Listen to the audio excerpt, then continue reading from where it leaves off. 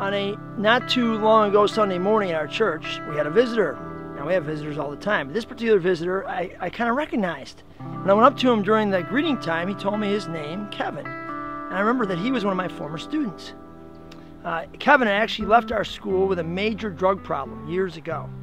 He told me when I sat down with him that his drug problem increased and got worse after he left our school. And it just got worse and worse and snowballed until he finally had to go for treatment and get clean.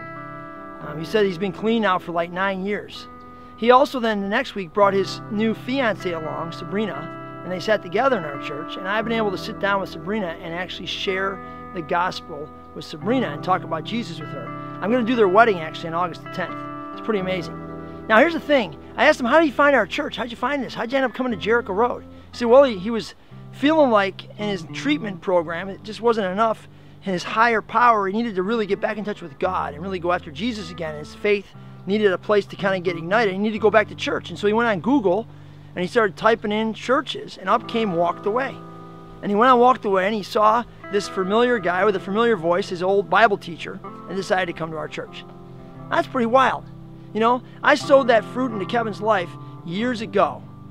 But in God's perfect timing, that fruit got produced right now. So the seeds that were sown years ago in his life didn't take fruit then, but now in God's perfect timing are taking great fruit in his life.